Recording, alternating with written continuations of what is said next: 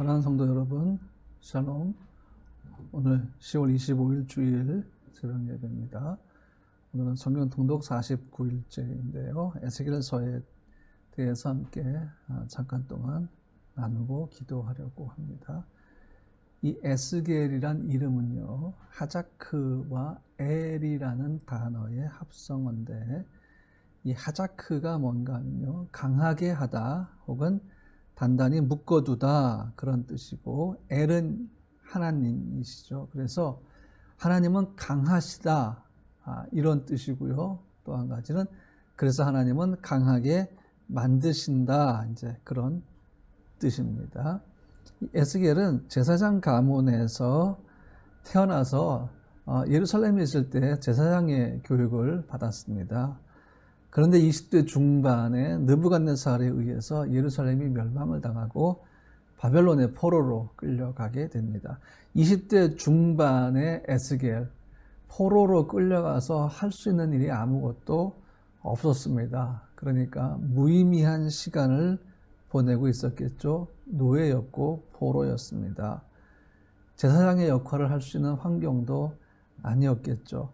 절망과 낭망의 시간이 한 5년쯤 지난 어느 날 하나님이 에스겔을 찾아오셨습니다. 그리고 에스겔을 선지자로 콜링을 하셨습니다. 그러면서 예레미야가 예언한 게 뭔가 하면 포로 생활이 70년 지난 후에 예루살렘으로 돌아올 거라고 예언했잖아요. 근데 에스겔은 뭐라 예언했는가 하면 예루살렘의 멸망에 대해서 예언을 해야 했습니다. 그러니까 예레미야와 에스겔은 사실은 하나님의 말씀을 예언할 때 나라가 망하고 포로 생활에 대해서 예언해야 했으니까 얼마나 그 마음이 힘들었겠습니까? 그발 강가에서 에스겔이 포로 생활할 때 하나님께서 권능으로 임하셔서 갑자기 하늘이 열리고 하나님의 모습이 보이기 시작했습니다. 그래서 에스겔서에는 에스겔의 세 가지의 환상이 나옵니다. 그것이 뭔가 하면 첫 번째 하나님의 영광에 대한 환상이고, 두 번째 하나님의 심판에 대한 환상이고, 세 번째는 하나님의 성전에 대한 환상입니다. 오늘 읽는 에스겔 1장부터 3장은 하나님의 영광에 대한 환상입니다. 이 에스겔이 눈이 열려서 본 것이 뭔가 하면 첫 번째 내 생물을 봅니다. 에스겔 1장 4절부터 14절 말씀까지인데요. 두 번째는 내 바퀴와 같은 것을 봤고요. 셋째는 수정 같은 궁창을 봤고요.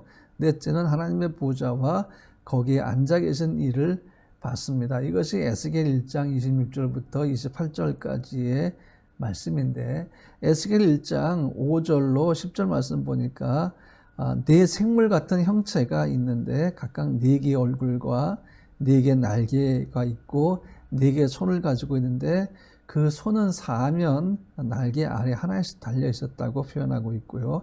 각 생물은 모양이 다른 4개의 얼굴을 가지고 있는데 앞은 사람의 얼굴이고 오른쪽은 사자의 얼굴, 왼쪽은 소의 얼굴, 뒤쪽은 독수리의 얼굴이었다. 그리고 그 생물의 두 날개는 위로 펴져서 그 끝이 서로 닿아 있고 나머지 두 날개는 몸을 가리고 있었다라고 에스겔서 1장에서 설명을 하고 있죠. 그런데 여러분, 이 에스겔이 본 하나님의 영광에 대한 환상은요, 사도 요한이 반모섬에서 봤던 그 환상하고 내용이 비슷합니다. 요한계시록 4장 6절로 8절 말씀 보면 사도 요한이 이렇게 기록해 놨어요. 하나님 보좌 주위에 네 생물이 있는데 앞뒤에 눈들이 가득하더라. 첫째 생물은 사자 같고 그 둘째 생물은 송아지 같고 그 셋째 생물은 얼굴이 사랑받고 그 넷째 생물은 날아가는 독수리 같은데 네 생물은 각각 6날개를 가졌고 그 안과 주위에는 눈들이 가득하더라. 그들이 밤낮 쉬지 않고 이르기를 거룩하다 거룩하다 거룩하다 주 하나님 곧 전능하신 이여 전에도 계셨고 이제도 계시고 장차 오실 이시라 하고 그렇게 되어 있어요. 그러니까 여러분, 이 네 생물은 뭘 의미할까요? 천사들을 의미한다고 봅니다.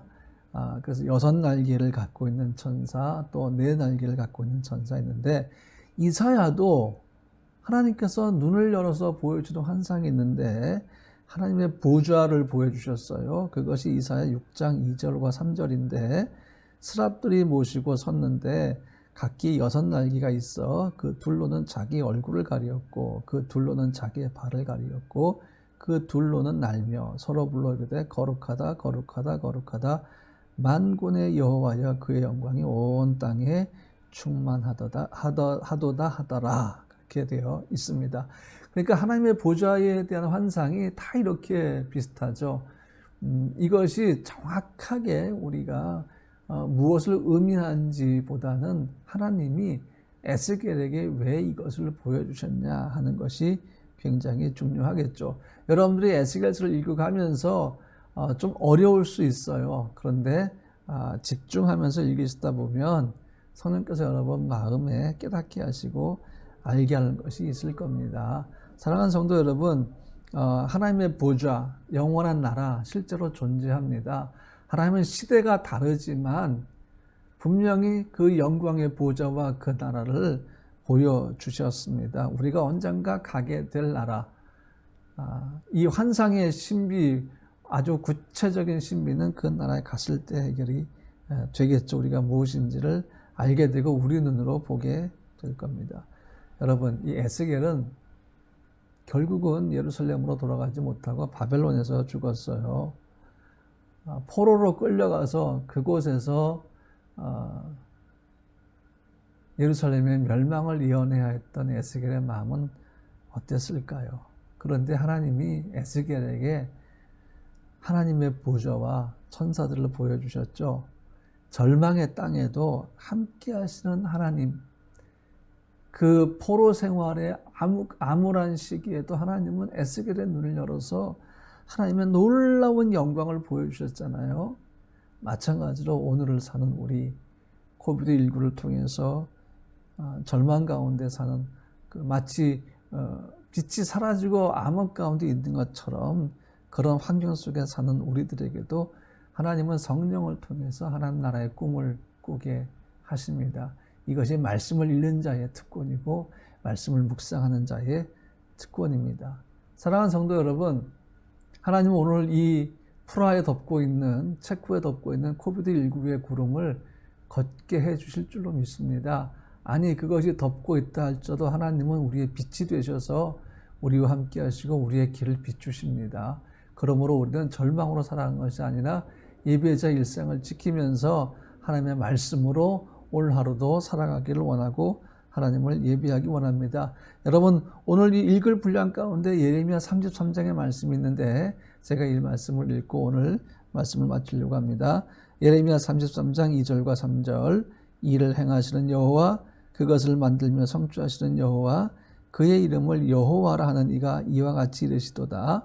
너는 내게 부르짖으라.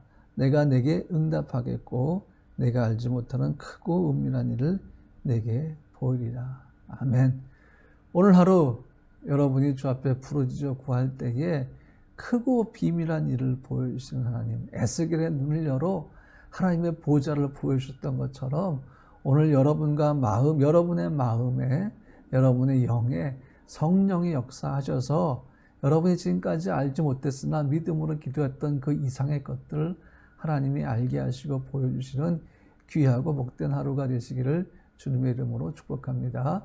기도합니다. 하나님, 에스겔은 포로로 끌려가서 그 젊은 시기와 나이 들었을 때의 그 모든 시기를 포로 생활 속에서 포로의 땅에서 죽을 수밖에 없었으나 하나님, 그가 30이 되었을 때에 그의 영의 눈을 여셔서 하나님의 보좌를 보여주셨고 그를 위로하셨으며 그가 예언하게 하셨나이다. 하나님, 어떤 상황 속에서도 하나님이 우리와 함께 하십니다.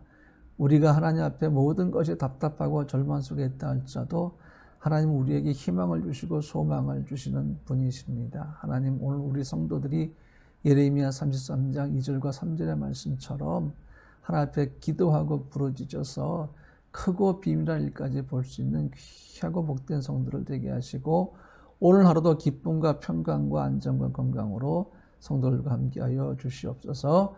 예수님의 이름으로 기도합니다. 아멘. 사랑하는 성도 여러분, 이제 우리 잠시 쉬었다가 오전 11시 주일 예배 때 함께 보도록 하겠습니다. 오늘 하루도 말씀과 함께 걸어가는 하루가 되시기를 주님의 이름으로 축복합니다. 샬롬.